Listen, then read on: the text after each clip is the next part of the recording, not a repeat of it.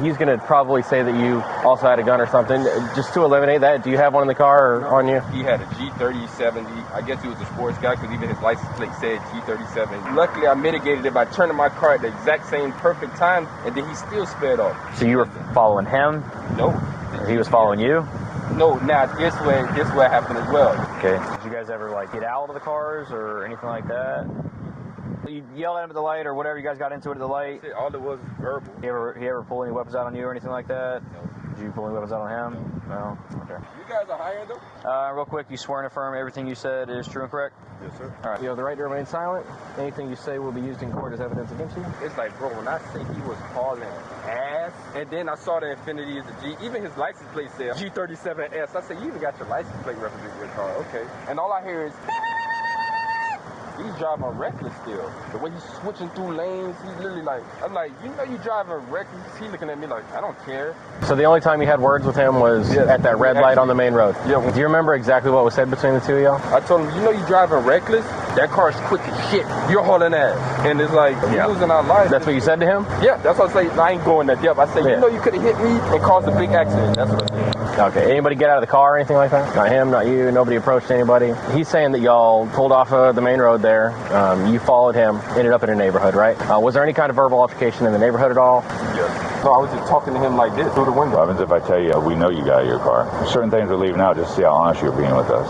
Look at me. I'm telling you that you were out of your car. So why are you gonna bullshit me? Hey, listen, look at me.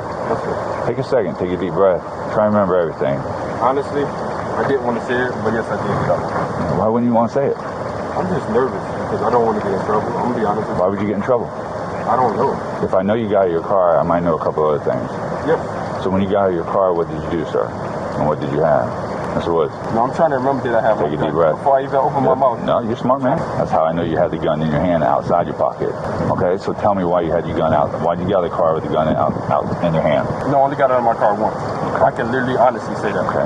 Let me ask you this. Did you cut him off the second time at a stop sign? No. Now, at the stop sign to get over. I know he was in front of you, but I'm asking you, did you go, listen, fill me out. I know he was in front of you, but when he came to the stop sign, what did you do with your car? Because we know about the whole getting out of the car and the gun and all that stuff. So what did you say to him specifically about maybe being a firefighter? I said, I work for the government, bro. Like, I'm a firefighter. Like, but you also said something else. What'd you tell me you're the police officer for? Was that a slip, or did you accidentally say that? Or? That was a slip. Okay. So I meant first responder, firefighter. I didn't mean it. So you said, I'm a firefighter and a police officer. Yes, I apologize. All right. That was, but you know you shouldn't do that, right? Yes, I was talking too quickly. All right. That was definitely my fault. You point the gun at him? No. Where'd you have the gun at? I had the gun in my hand. Have you ever been a victim or involved in a road rage incident ever before in your life? I've been in it once. When was that? How long ago was that? That was approximately like 3 months ago. 3 or 4 months ago. What happened during that? I'm going to jail. Oh, I'm going to lose my job. Please. Listen, my brother's a firefighter. I'm going to lose my job. Listen, please, my brother's a firefighter, so I respect firefighters. Please. Listen. You have to make better judgments. Hello, babe. I'm going to jail. Hello? Hello, Lieutenant Williams? Yes. This is Firefighter Woods. You are going to jail? Yes, sir. Well, what you think this would be, a felony? It is. And I'm going to tell you right now, it's aggravated assault with a firearm. I can't take no felony. Yeah, I don't know how it is on y'all's side, but we have people that do all kinds of stuff and get there and don't even get fired or whatever. The guy wanted to press charges or something? He did. On a routine evening in Nashville, Tennessee, what began as a traffic dispute over reckless driving escalated into a felony investigation when a firefighter trainee allegedly brandished a firearm during a road rage incident. The suspect, who was preparing for his National Firefighter Certification exam, found himself on the wrong side of the law after allegedly following another driver, blocking them at a stop sign, and displaying a weapon. This footage obtained through public records reveals how a momentary lapse in judgment can jeopardize an entire career and demonstrates the delicate balance officers must maintain when interrogating suspects about serious felony charges. The initial approach by officers appears casual and conversational, but this is a calculated investigative technique designed to gather information before the suspect realizes the severity of the situation. The officers begin their investigation with open-ended questions about the incident. Notice the suspect's initial version. He claims the other driver was operating a G37 Infinity recklessly, nearly causing an accident. He emphasizes that the confrontation was purely verbal at the red light where he allegedly told the other driver they were driving dangerously. Under Tennessee Code, Section 3913102, aggravated assault with a deadly weapon is a Class C felony carrying potential prison time of 3 to 15 years. The officers need to establish not just that a weapon was present, but that it was displayed in a manner intended to place the victim in fear of imminent bodily injury. The suspect's repeated denials about weapons and getting out of his vehicle are significant. These lies will later demonstrate consciousness of guilt.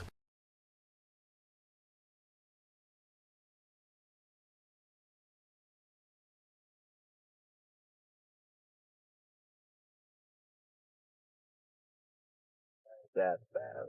Yes? Yeah, but we're gonna try to see if he's got something first. Okay, yeah, I just called them and they're still working on meeting with that guy. Okay. Typically, when stuff like this happens, it's like he's gonna probably say that you also had a gun or something. Just to eliminate that, do you have one in the car or on you? Not at all. Okay. Do you mind if we search you in the car just to make sure? Okay. Cool. Sweet. Here, yeah. I'm not gonna put you in handcuffs or anything, but. Sweet. Sometimes like this, I wish I had one. So Yeah, no, for sure. I got you. Yeah, absolutely. And if that's the case, then what he did is absolutely unacceptable, and we're gonna firefighter, like. Yeah, we're gonna take care of that. Just leave it right there. Thank you. Do you live nearby? No, my friend lives in this community. I was just going to visit him. Oh, gotcha. And I'm pretty sure the people that, he got out of the car in front of his house, pretty sure they have cameras. Yeah, I think, hang on, let me get out. I think this is simple enough. For the record, I'm going to go on when this guy comes up just because. Possibly a firefighter? Well, it's possibly an ag assault. Oh, fuck. Hey, what's up, man? Fire station? Where you want me to park at? You can park right here. This place closed. Okay. You're good, man. How you guys doing? Good, man. Yeah, I work at this fire station, right? So I left my gear here, and one of my other coworkers called me. They're like, bro, left your gear outside, come get it. So I'm driving back from, what area? Winter Garden area, almost by UCF, coming back over here. So as I'm on the 408, this car was driving so reckless. He had a G3070. I guess he was a sports guy, because even his license plate said G37 OGS, and I'm like, okay, I already see what it's doing. When I say he almost annihilated my car and like two other cars, I'm sitting there like, this is what I go through. This is what as a firefighter, most of y'all cars, like, okay, we're going to another car accident. Mm-hmm. So moreover, okay, we got from, luckily I mitigated it by turning my car at the exact same, the perfect time to where the other car is looking at him like, and then he still sped off. Now guess what? We ended up getting up on the same exit. Stop sign making us meet up in each other. Same section. And I'm sitting there like, okay, I gotta find a detour. Even though this is not my main station. I'm usually on the east side at station 71 on Goldenrod and stuff. Right. So I'm like, okay, I don't know this area. I gotta admit it, I just gotta get around this guy, because we got accident might happen with this guy.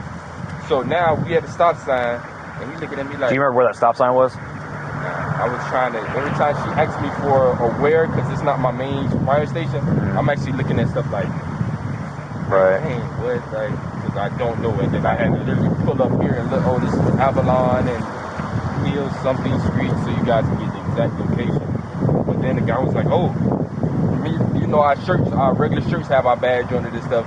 He's like, oh, you're fucking, I said, no, first of all, it's not like that. Second of all, like, bro, you're driving reckless. Fuck you. He speed off. By that time, I already took a picture of his license plate. So did you guys, you don't remember, so you get off the 408, right? Onto, I'm guessing, Colonial? East Colonial, 50? The main? I think so. Do you remember where you guys ended up from there? Did you guys turn anywhere, or? Me following the GPS, we did a couple of turns. So you were following him? No. Or he was following you? No, now this way happened as well. Now as we like I said, we at the stoplight, he talking to smack. I'm like, bro, you driving reckless. He was following me, because ain't no way you come by the fire, close to the station. I'm sitting there like, you're not gonna come to my station. I had a U-turn and everything. And I'm on the phone like, he's following me. Like, I'm not too comfortable. Just at this moment, I'm not really too comfortable. She said, well, it's not against the law. And I was like, okay. And then me just looking at him as he followed me, then he just basically went away. Okay. Did you guys ever, get out of the cars or anything like that? Okay, so you just yelled at him at the intersection with the light? He said something. I said, I'm like, yo, you driving reckless. Like, you driving reckless? Like, are you good? From what I can tell, like I said, when he almost hit a couple of cars, it freaked me out. And I was like, And then for him almost to hit me. Where was it taking you? You said your GPS was taking you somewhere. Was it taking you here? Yes. This station? Orange County Station 87. Okay. I always use a GPS because this is not my main. Yeah, I get it. And when I say the whole thing, like this car sensors got beep, it say beep, beep, beep. And I'm looking at him, and I'm sitting there like, he ain't gonna be able to slow that car down fast enough as he's behind me. Yeah. And he couldn't, because I'm like, is he looking at his phone or something going that fast? There was a car right here, but luckily they were a little bit ahead of me, to where I was able to move the nose of my car a little bit and basically let him fly by. And as he fly by, he almost hit another car in front of us. I'm sitting there like, okay. oh, what? Do you have your ID on you real quick? Yes, sir. Do you have any weapons or anything? You have any guns, anything? Yep. You got a firearm? Okay. Yep. Where's it at? Just so we know. Right over here in the back of the passenger. Okay. Here go my fire license, gun license, driver license. Actually, can I see all three? It'll make it easier. All right. So you guys, I mean, you yelled at him at the light or whatever. You guys got into it at the light. That's it. All it was verbal. And I just called just because, like I say, at that moment he already made me nervous. Right. That's really what it is. At that moment I'm sitting there like. He ever pull any weapons out on you or anything like that? No. Did you pull any weapons out on him? No. Okay. All right, man. Just give me a quick second, all right, Lee? No problem. Because he's out with one of our other deputies. So let me go call him real quick and see what everybody needs to do. Are you going to another station tonight? No, not right now. Okay, so you're off. Yeah, they might do a call in because I'm supposed to be picking up another shift before school tomorrow. Okay. I got a test tomorrow for my national. I'll let that expire. It's expiring in a few months. Which one? Your CCW. It happened quick. I had that happen with mine, so just careful. I'll just give this guy something to do for a little bit. I'm going to tell him I need a statement from him. That way I'll just let him put his bullshit on there. I'll get the gun. If I can take a picture, I'll send it to you. But other than that, I mean, just let me know, I guess. No. All right. I'll get him on a statement, and then we'll kind of go from there. I know it sounds sick. I need a statement from you, just defending your side of all this. Yes, sir. It'll help you out, trust me. No. So if you want, let me get some paperwork. If you want to meet me over here at the truck, I'll have you do it over here real quick, and we'll knock it out. You guys are hiring them? Shit, we're always hiring. My brother is coming for sure. He's a police officer as well. Oh, yeah? He's trying to switch over from Georgia. I told him about the retirement. Yeah, it's not the best here. All right, all I need is right here in that blank line, just first and last name. And basically today's date, December 12th. Just like you told me, you finished working up here today? Yes. Okay, same thing. You were working up here at the station. You work at 87. You left. One of the guys called, said you forgot some of your gear. Turned around, came back. Noticed him driving reckless, blah, blah, blah, blah, blah, blah, blah. Wherever you guys had your verbal arguments, whatever happened. All right? And then if you want to use the hood of the car, you can, or whatever. So, I'm still on. What do we got so far? We got to update the lieutenant. So you got his story. His story doesn't quite make sense.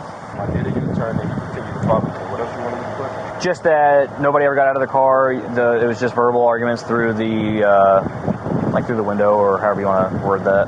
Real quick, you swear and affirm everything you said is true and correct? Yes, sir. All right, if I just get a full autograph right here. Sure. Hang on, I need one on the front page too.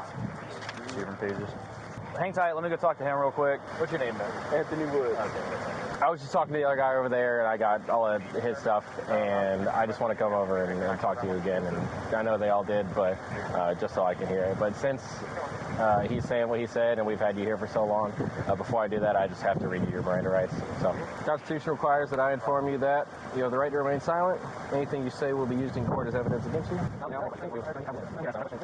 Do you understand these rights? Yes. Do you wish to talk to us now? Yes. Cool. What happened? Well, reckless driver. Okay. And the crazy part is, like, me coming from South Florida, we used to fast cars. We like fast cars. But me being in this career, that's most of our calls. Like, people get dead. And even me, I was in a bad accident. I was in a coma for 6 months. Whew. I broke my whole arm. I broke my whole leg. I broke my left ocular, my jaw. But, I usually, you know what I'm saying? So me being one of the guys that suffered from that and being a firefighter, it's like, bro, when I say he was hauling ass, and then I saw the Infinity as a G, even his license plate said, I'm be honest with you, from me, dick. G37S. I said, you even got your license plate representing your car. Okay, all right. But when I say he was speeding, and the great thing about these new cars, sensors and cameras everywhere. So all I hear is, I'm driving on the 408, and all I hear is, and I'm looking like, is this my left? Because the light blinks right here, if it's left or right. if somebody about to hit you. I looked at the cam, you know, the mirror, the video in there, and I said he was hauling ass up to me. And realistically, me knowing the momentum of that car, he wasn't going to be able to stop before he carried my ass up. It was a car on the right of me, just a little bit of it, like this. Like you see how that's a little separate? But I was on the left side of the car. And me looking at him, I'm sitting there like, oh, I'm not for the, what can I do? The car next to me was too close. Couldn't move to the left. Luckily, I was in the middle lane. So as I'm driving, I was able to maneuver a little bit without hitting his car. And I guess everybody noticed, like, hold on, the way he moves, something, but then they see this G37 flying by, but it was the car in front of me. He almost hit that car. Luckily, they moved out the way. So he's hauling ass. I'm sitting there like, at that time, I'm sitting there like, oh, I need to call because this is 408. This is a mass casualty for the deal. We deal with this way too much. Like, and me thinking like innocent people because you want to be like, you're not going to do that. Yeah. So at that moment, now me, like I told you guys, I'm from 71 on the east side, which is where Goldenrod and Hoffman. This is my first time over here with this station being new. Like we were saying, the station new. My lieutenant is over here and all. I'm like, okay, so I had to use GPS 100%. I don't even know this area. I'm GPSing it out. And kind of find out we getting off at the same exit. I'm sitting there like, he's still hauling ass. I'm sitting there like, but what keeps stopping him is stop signs at this moment because you're not on the highway or red light. Where was this at this point? So you said you're on 408, right? Yes, the I-4, yeah, 408 because it took me east and west. That goes east and west, correct? Mm-hmm. Yes, because it took me way over here. It was 408. And then I was able to... Do you know where on 408? Or where you got off or anything like that? I'm still learning this is not my normal first due. Yeah. I still got to learn everything about every station and every street. Okay, so what happened when you pulled off the highway? So when I pulled off, we passed the stop sign, was able to go, and then we both reached the stoplight, and then the stoplight turned green, and then we kept going. And I'm like, hold up, we're going in like the same direction. This time he's a little in front of me. He's not behind me or nothing. I'm sitting there like, you know what? He's driving reckless still. The way he's switching through lanes, he's literally like, oh, let me get out of here, because it's traffic. I'm like, I already done took a picture of his light stick. I'm like, I ain't gonna be able to remember, oh, black car, this. I'm like, okay, I gotta quickly do something. He moving so fast, I was able to get a little picture. Okay, good. I'm on the phone, I call 911, okay, this car almost hit me, etc. They're driving a little reckless. And I'm a little nervous because literally he almost annihilated me. Like, literally, like, you know, made me that nervous to where I had to call at that point. So I'm like, he almost annihilated me, etc. The lady like, okay, you know, where are you? And I'm like, at this moment, I told you I had left my fire gear at the station. So my other firefighter coworker like, bro, Woods, you know you left your gear. So that's the reason why, even though I already had got off, I had to come back around and come back over here to actually get my gear. So that's when me and him, you know, went through the whole... So as I'm following the GPS back, we actually got to a stop sign. No, actually a red light. And I'm sitting there like, he's on the left of me. I'm like, you know you driving reckless. He looking at me like, I don't care. I'm like, bro, you honest? I'm like, you're a dick. But overall, though, it's lives you put in that state. You're using your car as a freaking weapon. You don't understand that? Like, literally how you drive, and you drive between big trucks and cars. I'm sitting there like, my anxiety going up because I'm sitting there like, this would have happened. And I'm like, it shouldn't happen. And I'm like, and then me knowing the whole aspect of it, I'm like, you guys are always moving and busy. So I'm sitting there like, it'd be good if one of them catch him right now if I'm on the phone, like, oh yeah, in this area. But then she kept asking me the streets. And me not knowing this first due, I'm sitting there like, oh, I gotta wait till I get to another street, another area. You said that was at a light, right? Yes, at the light we already started. Were you on like a main road or? This is still main road. We're not in the back streets yet. Okay. Now, then he hit a turn and my GPS hit me with a turn. So it's like we're almost going in the same area of each other. And I'm sitting there like me not knowing this area is, I'm only following my GPS, so I don't get caught in the area that I don't have no clue. And I just don't know. So at this point, I guess he thought I was following him. And I'm sitting there like, what? So what I did is hit a U-turn. I hit a turn and then I hit a U-turn. Then I noticed he was following me. I'm sitting there like, hold up, is he following me? That was just a guess. I'm like, and I'm still on the phone 911. I said, hold up. And I started playing with it, like, I'm sitting there like, I'm not going to take him back to the station. I'm not going to take him nowhere near anything that deals with me. And I'm like, and she like, get to a safe place. When she said that, that's all like fire station. But then I'm like, no, I don't want him around nothing, like, you know what I'm saying? That's my personal space. So then I hit another turn. They're like, oh, he really followed me. Then I'm on the phone with her. I'm like, okay, I'm freaking out. You know he's following me, right? Do you know where that turn was? Do you remember anything that was around businesses or anything like that? Following GPS and trying to move quick and being on the phone without crashing. I was just like, okay. Okay. And the lady was like, the dispatcher was like, yeah, he's following you, but that's not illegal, even though it's unsafe. And I'm like, bruh. I said, you know, it made sense because I never heard. I'm like, okay, that's a good one. That's something I got to keep in now. I never heard of it being illegal. So at that moment, I guess he kept following me, and I was not going to my station. I'm sitting there like, okay. Keep driving on the street, keep driving, and then he just turned off. And that was the end of it. Then I was like, okay.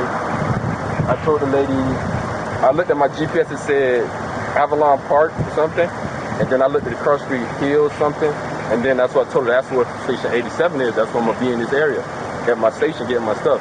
And that was basically it. So the only time you had words with him was at that red light on the main road? Yeah, when we actually stopped next to each other and was like, yo, you drive like this? No, I don't give a fuck. And then when I drove off first because it's green. I'm like, you know what? I ain't gonna win with you. And then that was it. Okay. Do you remember exactly what was said between the two of y'all? I told him, you know, you driving reckless. He was like, no, what the fuck? Like, man, what? Man, shut up, man. What are you talking about? Like, you were just like defensive. I'm like, bro, you're in the. I know the horsepower in your car. That car is quick as shit. You're hauling ass, and it's like. And I said, you know, you could have annihilated me if I didn't dodge you, and then I would have hit this other truck next to me, and then mass casualty for what? We're losing our lives. That's what you said to him? Yeah, that's what I say. I ain't going that depth. I said, you know, you could have hit me and caused a big accident. That's what I said. Okay. And that was the end of it. He was like, whatever, fuck. Was he threatening you or anything, or is it just F you? Okay. He was like, man, fuck you, whatever. I'm sitting there like, and that was it. Okay. Anybody get out of the car or anything like that? Not him, not you. Nobody approached anybody. Okay. As like I said, as I'm sitting right here and I'm talking to him, that was it. It was like, nah. Okay, gotcha. Huh. Well, I don't know how much they told you, but he's saying that y'all pulled off of the main road there. You followed him, ended up in a neighborhood, right? Do you know anybody on this side of town or anything like that? You might have been near. Just Firefighter. Okay, you said you never went off the main road at all, like the highway. No, not the highway, 408 highway, but like the regular. Yes, the GPS took me through some turns or whatever. Like I said, I don't really. How far off of? That's East Colonial there, right? The big one. Okay. Do you know how far off East Colonial you went? If you had to guess. Was it miles? Was it just up to the next U-turn? Like I would say a good turn like a good half a mile. Okay. It was the way it was taking me through these back streets and let you change from Apple Maps to Google Maps. Right. They show you different, you know what I'm saying? That's what it was. It took me through a little turn. I'm sitting there like, oh, I don't like this because I don't know where I'm at. Yeah. Was it just back streets or did you end up in a neighborhood at all? It was a neighborhood. Okay. But you don't remember where? I don't remember where that was. Okay, gotcha. Was there any kind of verbal altercation in the neighborhood at all? Yes. Okay. What was said there? What was said there when, like I said, when I hit a U-turn and we're literally, man, I'm like, yo, what's up with you? He's like, no, fuck you. I'm sitting there like, bro, like that's what I'm telling you. You know, like you driving reckless. Do you understand this? And me doing a general impression, I'm like, he's not drunk. Why are you acting like that? Like, you were able to control that car very good. I guess you just happen to want to be speed guy to get. And then at that moment, I'm like, man, whatever. Like, ain't nothing for to come out of this, but let me at least let the police officers know your license plate or something. So if you know, at least you can get stopped and we can make sure you don't hit nobody and mitigate the situation before it even happened. That was the only thing, the reason why I called the police. Okay. Were you on the phone to 911 the whole time? Yes. The entire time? The entire time. Okay. Gotcha. The lady was like, oh yeah, that's what I was telling her, like following me and all this. She was like, I'm like yeah, I don't want the whole time. If you're on there with the whole time, she would have heard the argument between the two of you? She should have. She definitely should have. As a matter of fact, yeah, I think she did. Yeah, it's all recorded. Yeah, she did. That's what I say. Actually, she did because I'm sitting right here and me talking to him and I'm like, yes, she definitely did hear the argument. How were the cars parked at that point? When we got next to each other? Yeah. Me hit the U-turn first time, we was literally right here to right here. Facing the same direction. Okay. And then when the U-turn hit, I was facing this way, he was facing that way. Was the U-turn at like a stop sign or a light or? No, just on a regular street. I just hit it. Okay. Did you? I hit a junkyard U-turn. Okay, didn't so like keep going deep into this place, and I'm like, okay. Like was right it in like a driveway or something, or No, it wasn't a driveway, just a regular street. just in like a two-way road? Just do right and just come back around. Okay. What do you mean it comes back around? Like, you see how this will be the driveway, and the street is not that big. So you know how you sneaking the driveway a little bit, just to make it wider? Was it like a dead end, or was it? No, it wasn't a dead end, though. So it wasn't like a cul-de-sac? No, it wasn't a cul-de-sac. Okay, gotcha. Okay. So when you had words, it was all on 911. Were you on your phone when you got out of your car, or were you on your phone the whole time inside your car? I was on my phone the whole time in general. Okay. What about when you got out of your car? Would that part be on the phone? When I got out of my car? Yeah. No, I was just talking to him like this through the window. What happens if I tell you we know you got out of your car? And that's because. Listen, look at me. Certain things we're leaving out just to see how honest you're being with us. I came up here, you told him that you weren't out of the car. Look at me. I'm telling you that you were out of your car. So why are you gonna bullshit me? Hey, listen, look at me. Take a second, take a deep breath. Try and remember everything. Then there's a few things you left out. Listen, tell the whole thing. There's a certain reason why we know you got out of your car. That's why it took us a while to come back here. All right? So when did you get out of your car? Take it back. When I hit the U-turn, honestly, I didn't want to say it, but yes, I did get out. Why wouldn't you want to say it? I'm just nervous because I don't want to get in trouble. I'm gonna be honest with you. Why would you get in trouble? I don't know. Like my job was substance. What's your last name? Woods. Mr. Woods. When you got out of your car, if I know you got out of your car, I might know a couple other things. Yep. So when you got out of your car, what did you do, sir? And Mr. Woods. And what did you have? Mr. Woods. No, I'm trying to remember that I have. Take a deep breath. Before I even open my mouth. No, you're smart, man. Make sure. Think about it. If I'm asking you a question when you got out of your car, and I know you got out of your car, now if I ask you, Mr. Woods, what did you have in your hand? Mr. Woods, there's a reason why I'm asking you that information. That's why it took me and him so long to get here. All right?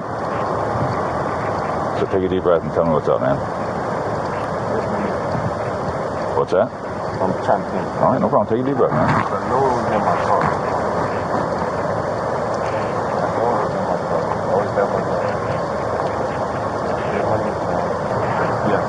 Yes, what? Since it was small, I had it in my pocket. Okay. But I never was sitting there. Well, listen, don't go down that street. Yes, it was small. It wasn't necessarily in your pocket. That's how I know you had the gun in your hand outside your pocket. Okay, so tell me why you had your gun out. Why did you get out of the car with the gun out in your hand? The reason why I did that because, like I said, the way he was coming up. And when I got on the phone and said he was following me, yes, sir. At that moment, that's why I got out of the car because I'm sitting there like, I don't want to get hurt. And I'm like, if you're going to hurt me, let me be prepared. Because like I said, he was literally following me. And even if you guys listen to the dispatch, the lady was like, it's not illegal. And I'm sitting there freaking out like, he's following me. Maybe he's going to get me first just for over a confrontation of the driving. And that's when I freaked out. And yes, that's what happened. That all happened in the cul-de-sac, right? Like where you make that little U-turn? Yeah. That little turn? That all happened right here.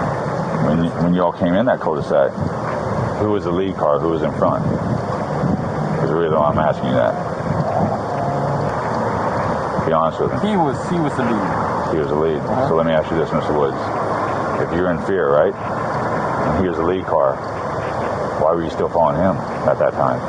No, and see, now this is where I'm trying to make sure we get clear. Because even though he know his area, I don't know that area. Right. When I saw it, I don't even remember a cul-de-sac, to be honest. I just know we hit a U-turn, and then I'm sitting there like, oh, this is how this is going to go. After I took a picture of his license plate, and literally got that on camera, we're trying to tell the lady the license plate, I'm screaming the license plate, and I'm sitting there like, as we got out of there, he started following me.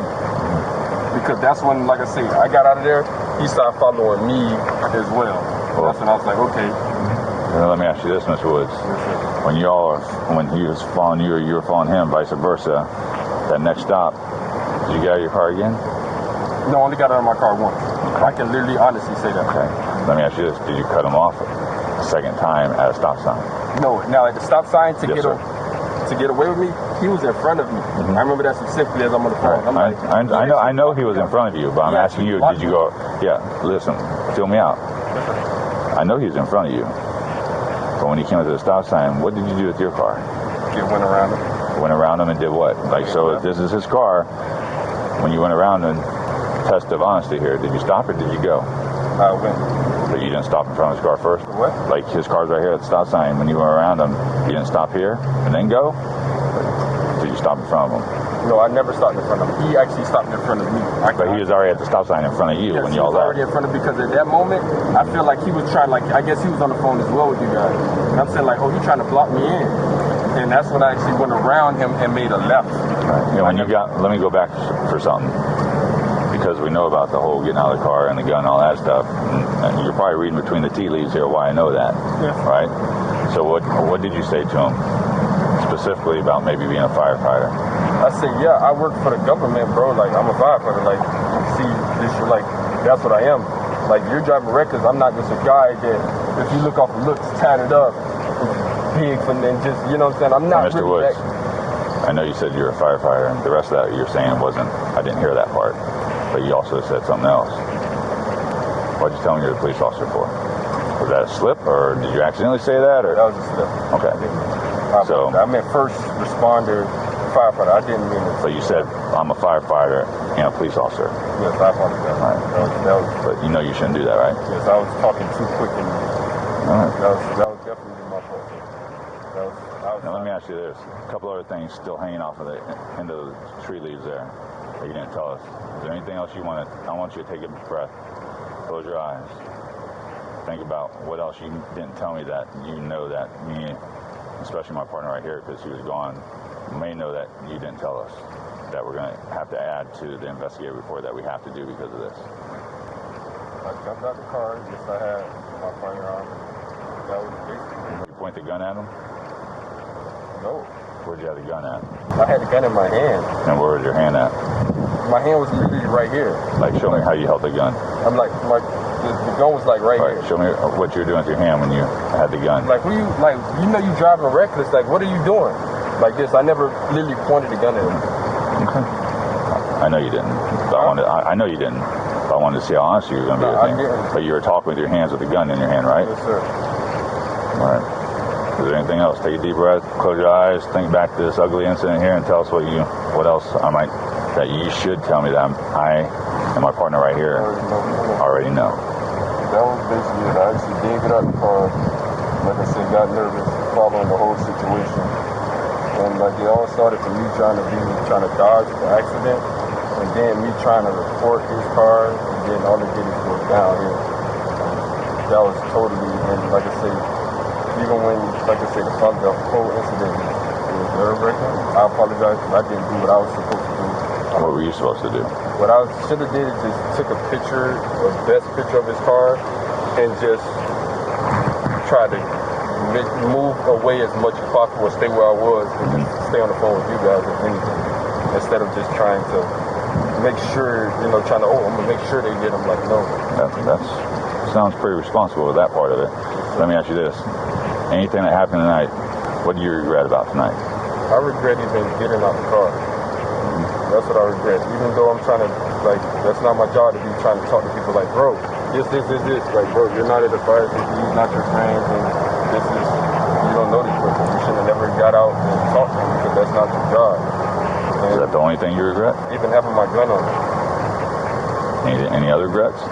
Having my gun on me and approaching him, getting out of my car.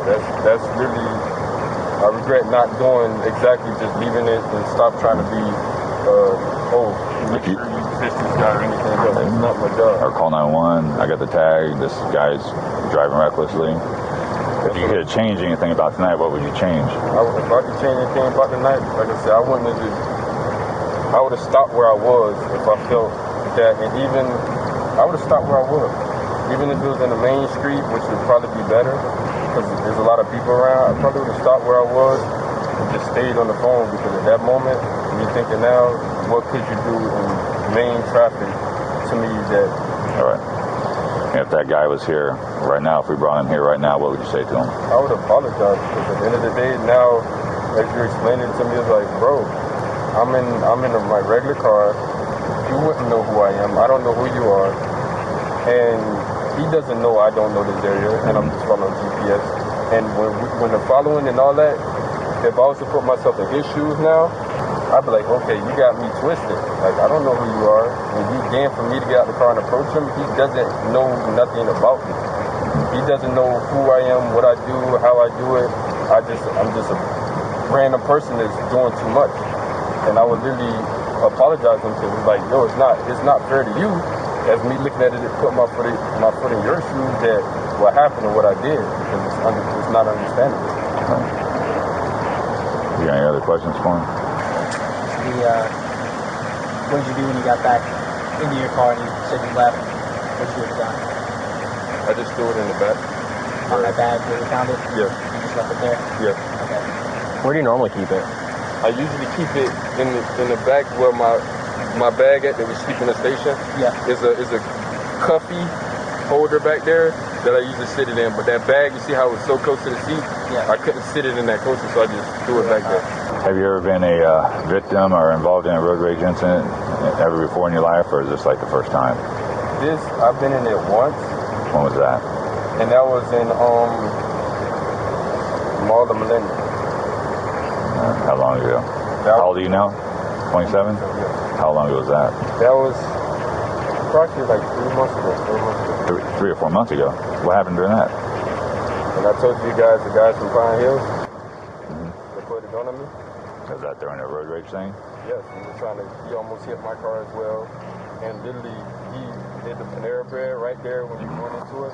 He went around, and me just going into you, we met up, and he blocked me off. And with my fiance in the car. And yeah, I was like, what are you doing? He said, you the motherfucker that wouldn't let me over? I'm like, bro, you driving reckless. And that's when he pointed the gun, and they saw it on the camera of the Panera Bread, because we was right there next to Panera Bread. We saw it. Do you feel like you're a victim in that case? Yes. Were you scared? Wow. You know, I get exactly. You feel it now, I feel right? like now, I probably did to him. That's almost similar. It all comes together, right? Yes. That incident was an incident that I said I should have, but I didn't because I'm not used to. Even though I have them, I'm not used to using them. I'm not used to touching them. But ever since that incident, I'm going to jail. Yeah. Here. Oh, I'm gonna lose my job. Please. Relax, boss. Please, can I call Listen, my brother's a firefighter. Lose my job. Listen, please, my brother's a firefighter, so I respect firefighters. Please. Listen. You have to make better judgments. We cannot be like police officers cannot act this way, and firefighters cannot act this way. Please, I'm gonna lose my job. Yes, I'm gonna lose everything. You can't. I'm gonna lose everything. I seriously pray and hope that you don't lose everything. I mean that from the bottom of my heart. But we can't look the other way, whether you're a firefighter, police officer, paramedic, or anybody like that. If a deputy did this, or a police officer did this, I look you man to man right in the eye, they would be going to jail for what you did tonight, sir. Can we please turn off my car, turn off my fiance and everything? Normally we tow the cars, but if I can call somebody and come get your car, I will do that for you because we are allowed to do that. We tow it or get somebody to get your car, and that'll be my partner because he's in charge of this. Everything. I got a Nashville test tomorrow. Yeah, we'll work on it. Anyway, I could just talk to the guy No, because I was scared. he'll talk to you. He has something on the front. Lose my job, please. You have anything in your pocket? Not my wallet. I can't believe it. Can you hold it? Oh, man. It's out of our hands. All right?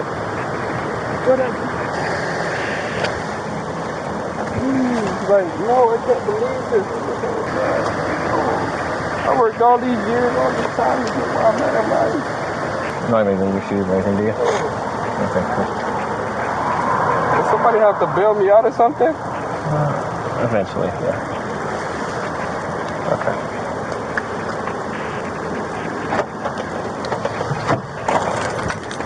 Have a seat real quick. Where's your phone at? My phone's in my car. Okay. Do I really have to go to jail? Unfortunately, yes. Can I grab your phone so we can make those phone calls? Okay, give me 1 second. I'll be right back. Oh, thanks. I think his window's down. Okay. You're the man. No, you sure? Hey, you read a Miranda? Did you sign a Miranda form? No, he didn't. I just read it off of that. Yeah. All right, cool. Good job, guys.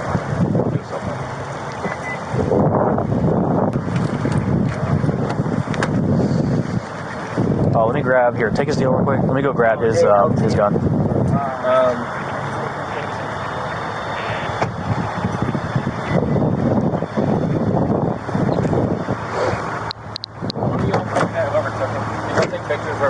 We didn't do anything yet. No, we took it out of the seat and he dropped it off.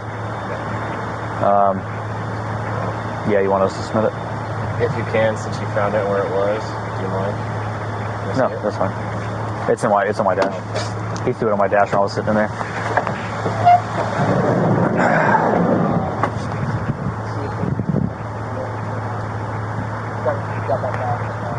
Okay, I'll have him make that phone call real quick. Thought I was good at interview. Yeah, right. That was. I'm not. It's so much more than just. I mean, they caught. So I've done with the kids. They like when we try to get into remorse and getting that on camera and stuff. Or they keep going to 8. Like, do I have to go? Yes. 100 grand? Like, I'm going to lose everything. I mean, there's a lot more to it than just that, so. Hello, babe. I'm going to jail. Why? Because the guy I told you was driving reckless that almost hit me and stuff. Uh-huh. Babe, I'm going to jail. Can you please come over here and get my car and bail me out? Where are you at? I'm over here by 87, but where jail am I going to? You'll be at the Orange County Jail. It's at JYP and I-4.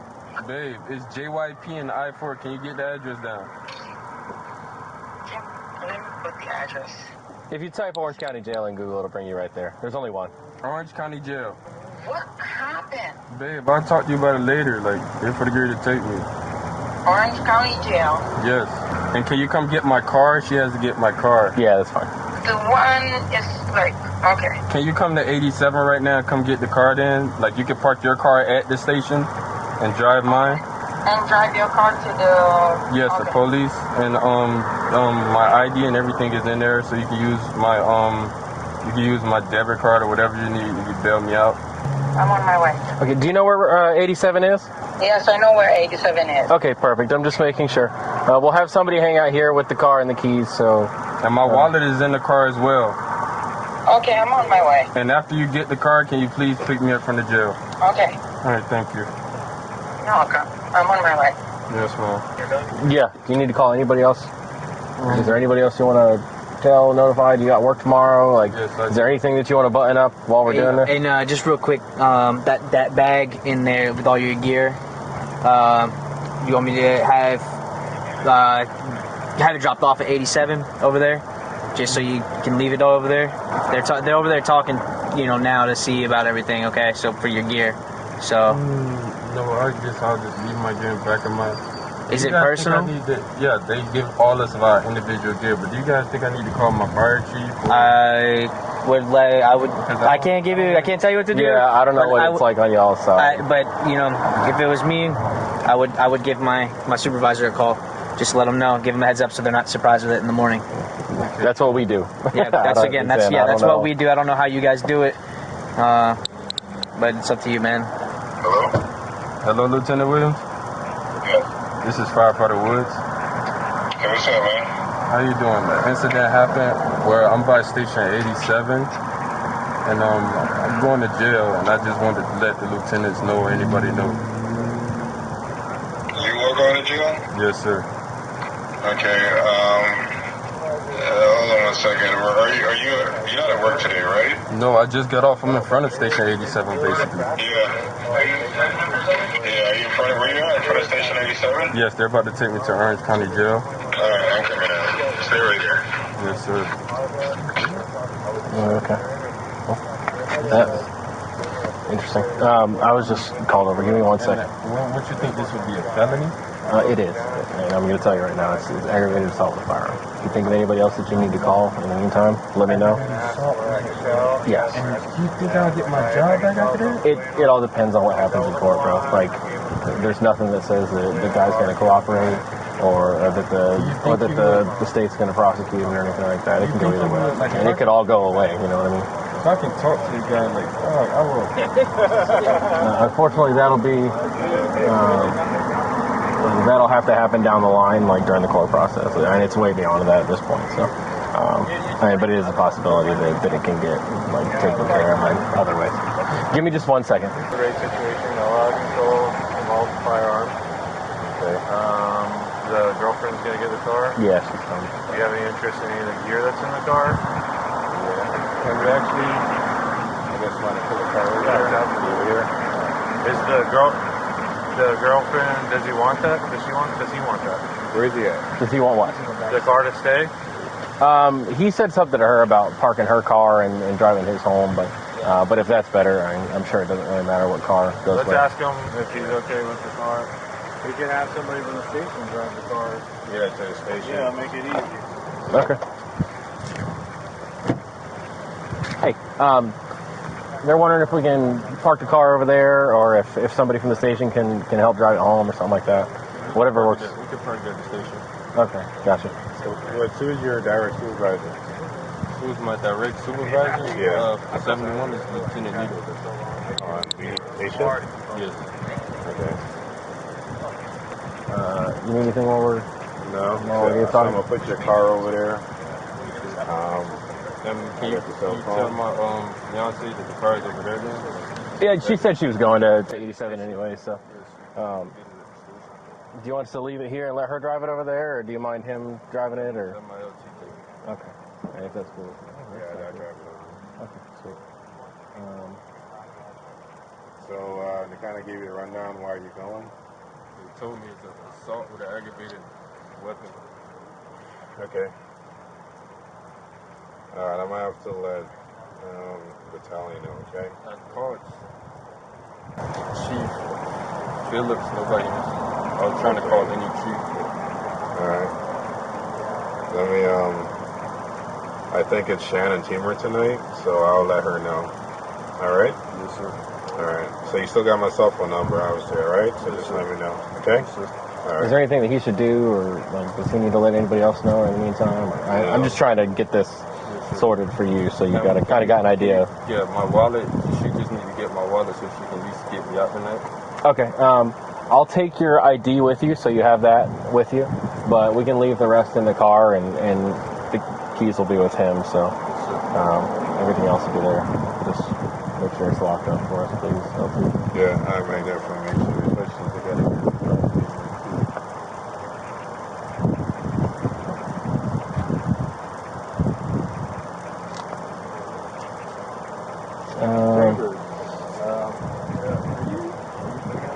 Did you think of anybody else that you wanted to call for now? Yeah, let me just call my fiance one more time. And that's fine. He's in the car. I just have his ID. Okay. He wants to leave the wallet in the car. I'm going to take the concealment out. LT, I just called you on accident. My bad. Okay. Wrong one. I don't iPhone. Cancel? Reasons? This is crazy.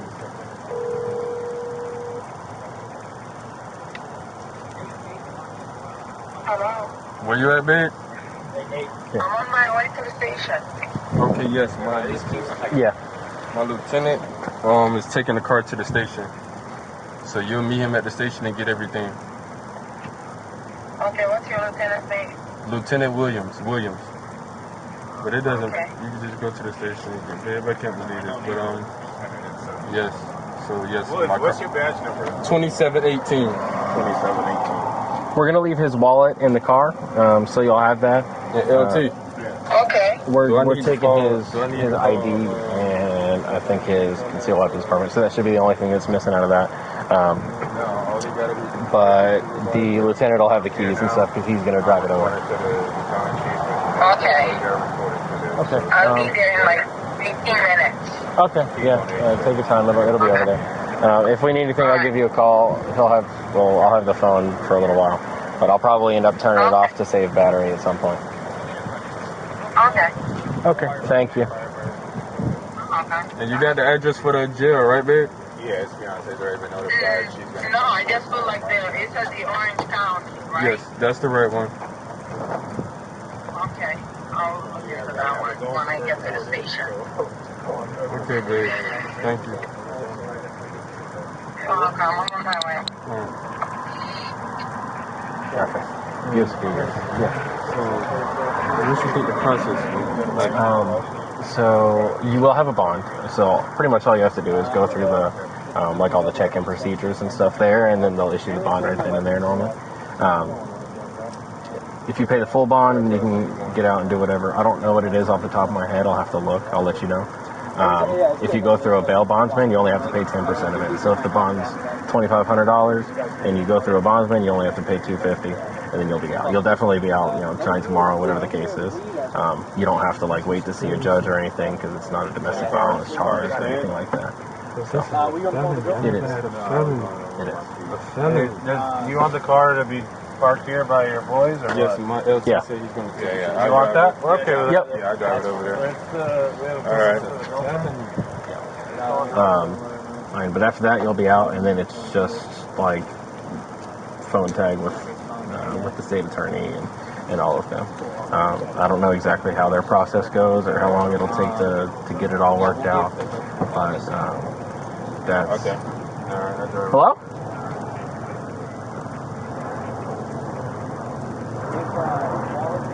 Oh, thanks. That's how I steal my car. Huh? What? Radio? Oh, personal radio? How do I shut it off? No, just leave it. It's fine. Oh, what is that noise? It's Just static.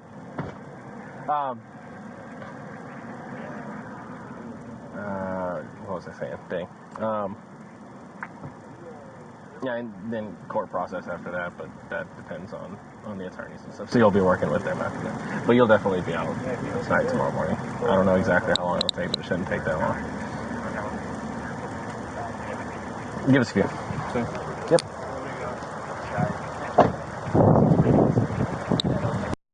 Good job, guys. Cool. It's been fun. Take your time. Little does he know there was no video. Yeah. That was great. Actually, I didn't thought it was going to roll Yeah, right? It's a treat. Yep. All right, yep. Thanks, guys. Oh, yeah, thanks. Well, bomb call out. Oh, nice. Coming out the 13G, 818, four-wheel drive, near Marshgate Drive. This is Hispanic male in a 20s black shirt and black red pants, maker cruiser, carrying a backpack, walking around the neighborhood on multiple homes and malls. Generally, frequently complaining the black Hispanic female in a black dress. Info to add fingerprint.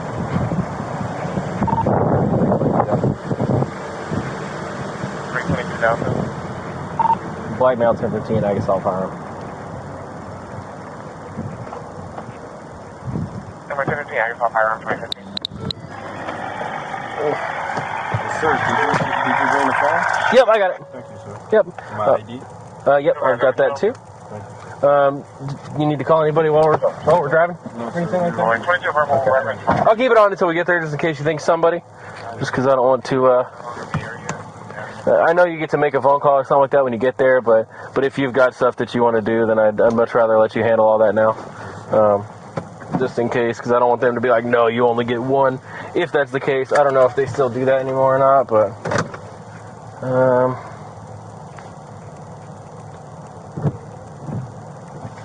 I will try to answer whatever questions you have. I know you're gonna have a bunch, and you've been super cool with me and everything, so.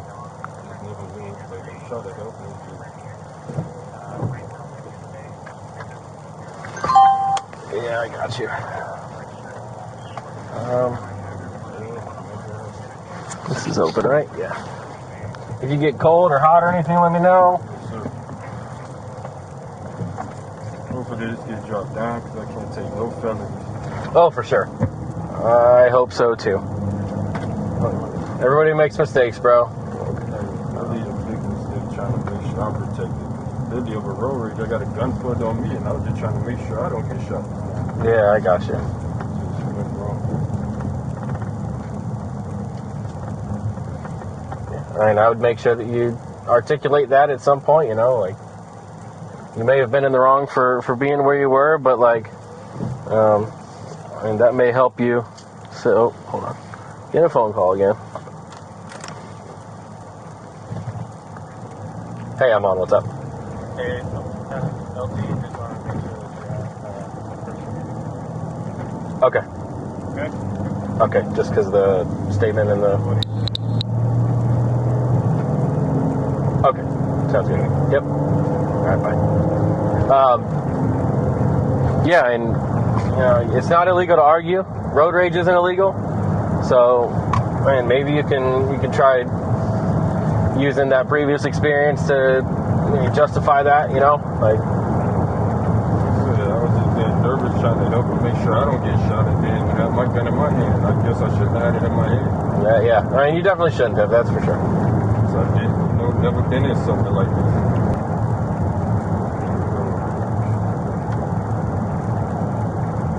Yeah, it'll get you, man. We all get a little heated. That lieutenant I called, I didn't even know he was at this station. Yeah, that was... It was perfect. I didn't know if that was perfect or if it was unfortunate. It was perfect. It was definitely, I don't know. I was like, Lieutenant, when he said I'm coming out, I'm like... Oh, that's what I said. I was like, oh, wait, what? You're coming out. Yeah. You put out and I'm like, oh, you're at this station? Alright, he didn't even have to drive. He just walked. It threw me off, which is... Mm-hmm. I was wondering the same thing. I didn't know. I was trying to... I know he was at this station. Yeah, it sounds like they might be able to get your car home. So that's always good. Yeah, my fiance is coming in. The car is not that important. No, I mean, you can always come get it after, but... And it's just the fact that... But if they got somebody to help drive it, then it'll save you a trip. Sure.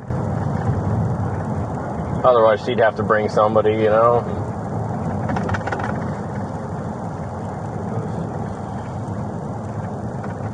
You said you're from South Florida? Yes. Where at? Liberty City and Carrot City. Okay. When did you come up here? Approximately 2 years ago now. Gotcha. Were you a firefighter down there too? Yeah, I had graduated college already, and then I got hired up here I was an EMT down there. Okay. For American Ambulance. Gotcha. I finally got the opportunity, and people barely got it up here. That's why I'm trying not to, Yeah, I don't know how it is on y'all's side, but we have people to do all kinds of stuff and get there and don't even get fired or whatever. So, I'm just trying to make sure things yeah. License, gun license. Yeah. Don't lose hope, All the hard work you finally put in, not to be a failure, not to mess up. I don't know if the guy was recording. He hoped he recorded. He was driving reckless. So reckless. I don't doubt it. We get a lot of those around here. Yeah, it scared me. I was like, before he hurt somebody else, I didn't even follow him. Yeah. Like the GPS, what they're doing there, and I'm like, no. That's the sucky part of not being from here. You don't really know which way to go too much. You said you live in Winter Park? Yes. Gotcha. And your normal station's off Goldenrod? Yes. Where at? At Hoffman. Okay. Goldenrod and Hoffman. Is that like Goldenrod and Old Goldenrod right there? Yes. It's on Old? Yeah. Exactly. Okay, yeah. I used to be over there. That's where my station is. And the guy wanted to press charges or something? He did.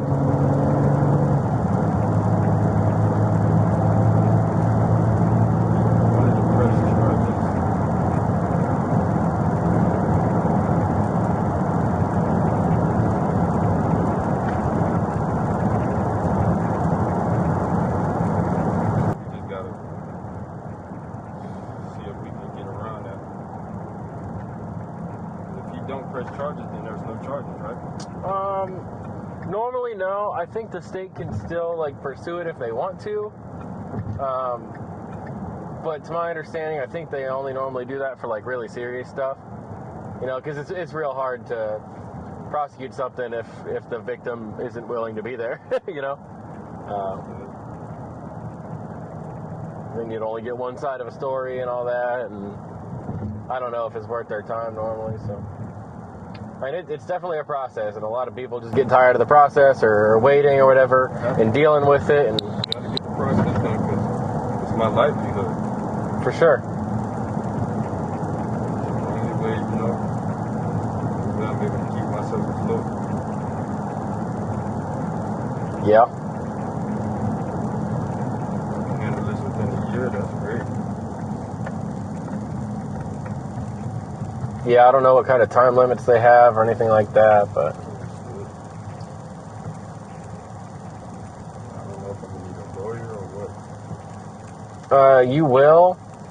You'll have one for sure. Like, Public defender? yeah, they'll provide one if you don't want your own. But I don't know exactly how that process works either. That's me turning. When you guys passed me, I turned around. We passed you? Yeah, you passed me. I turned back around and remember I came in the parking lot to you guys. I got there late, so I don't know how that worked. I know they said that you weren't there when they pulled in, so. Yeah, I'm probably gonna call my fiance one more time and just tell her to meet me at the jail since my lieutenant got in the car. I mean, she's probably already there by now. She said she was only 15 minutes out or something, so. But we can definitely let you call one more time just to say whatever you need. I'm not worried about it. Like I said, I'd rather you be able to get all that done now,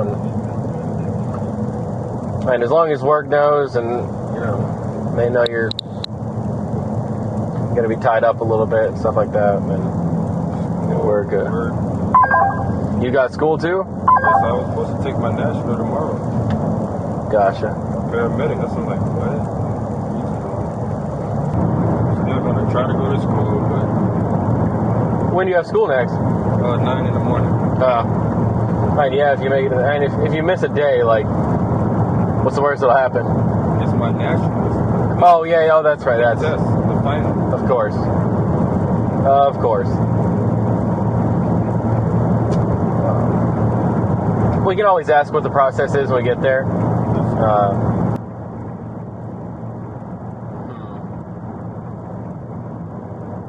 So, I know that,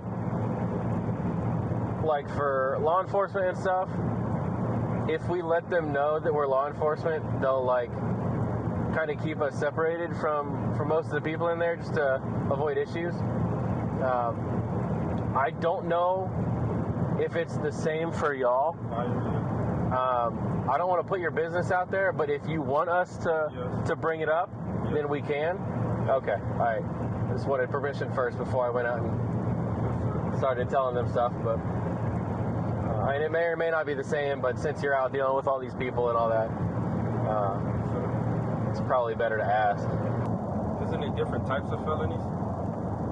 There are. There's like degrees. What degree is this? I'll have to look at that too.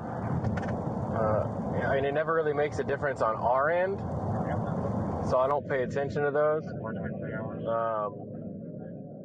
I don't know what it is to the day.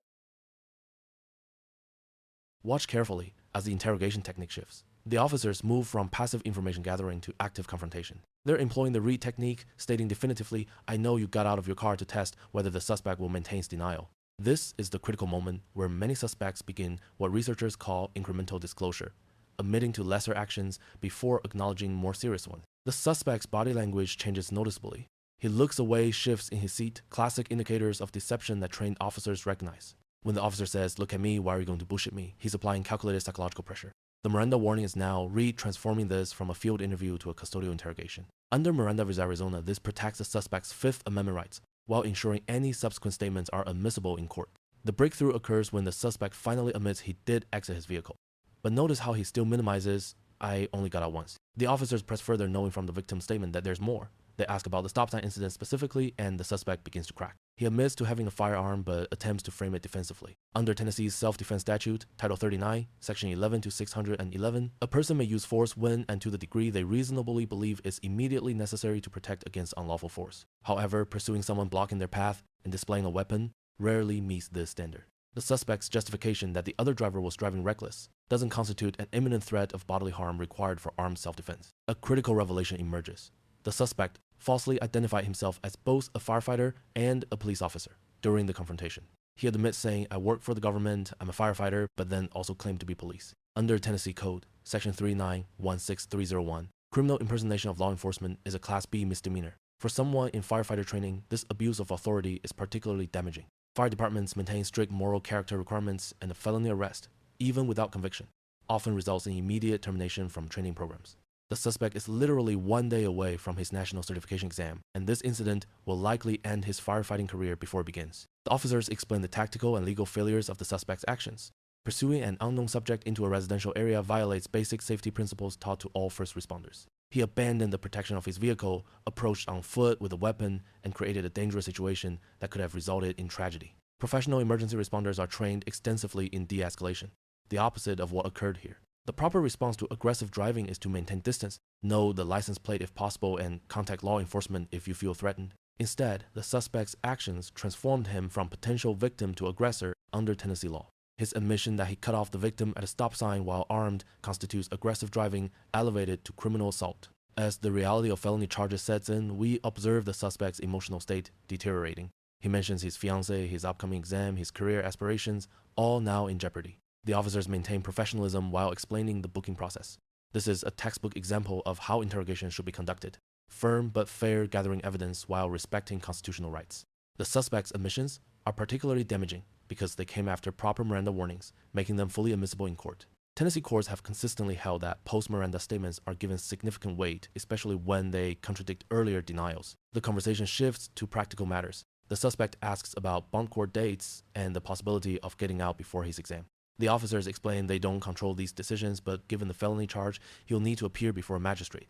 In Tennessee, aggravated assault with a deadly weapon typically carries substantial bond requirements, often $10,000 to $50,000, depending on criminal history and the community ties. The suspect's lack of prior record and stable employment as a firefighter trainee work in his favor, but the weapon's enhancement and false impersonation complicate matters.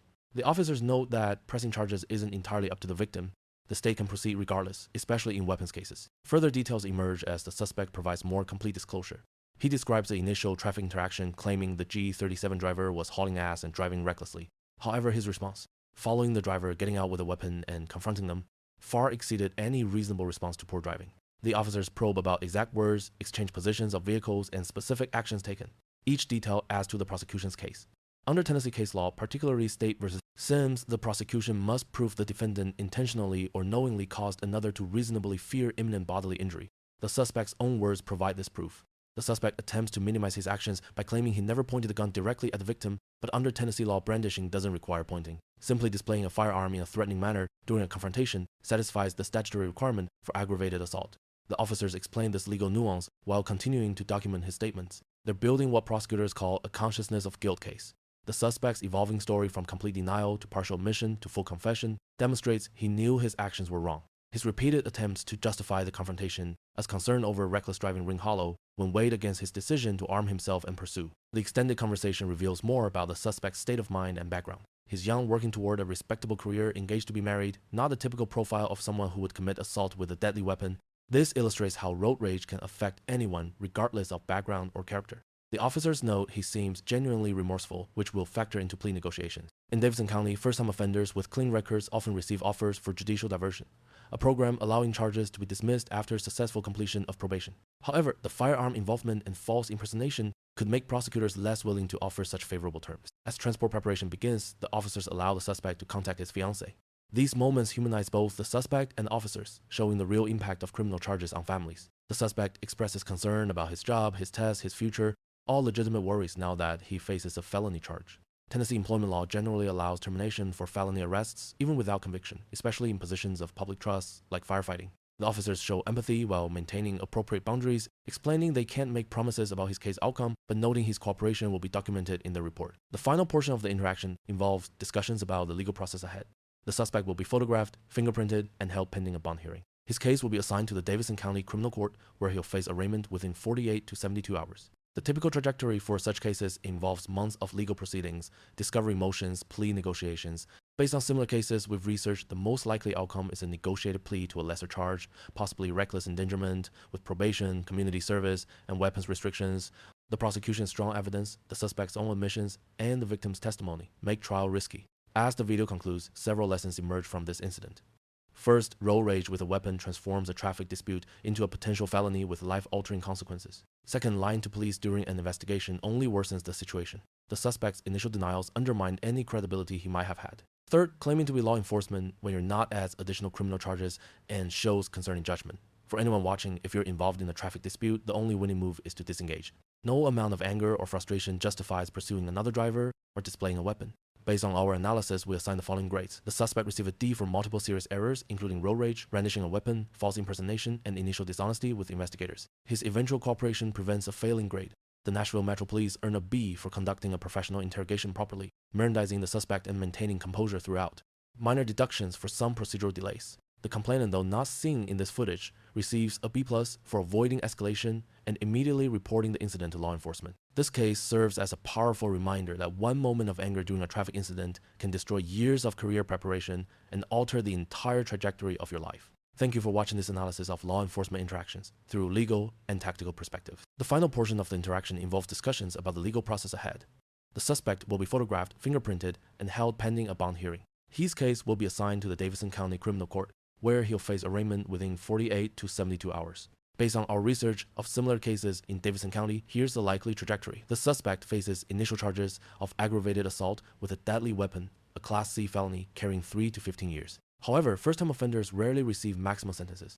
The prosecution has strong evidence, the suspect's post-Miranda admissions, the victim's testimony, and his false claim of being police, but they also have a defendant with no criminal history, stable employment, and genuine remorse. The most probable outcome is a plea agreement. The suspect will likely be offered a deal to plead to reckless endangerment, a Class A misdemeanor, or possibly receive judicial diversion on a felony charge. Terms would typically include 11 months, 29 days, suspended sentence, 2 years probation, 100 hours community service, anger management classes, $1 500 to $2 500 inches, fines and court cost prohibition on firearm possession for 3 to 5 years, and no contact with the victim. If he successfully completes probation, the charge could be expunged, though his firefighting career is likely over regardless. The false impersonation charge might be dropped as part of the plea deal. Without this incident, he had a promising future. With it, even a favorable plea deal means starting over professionally.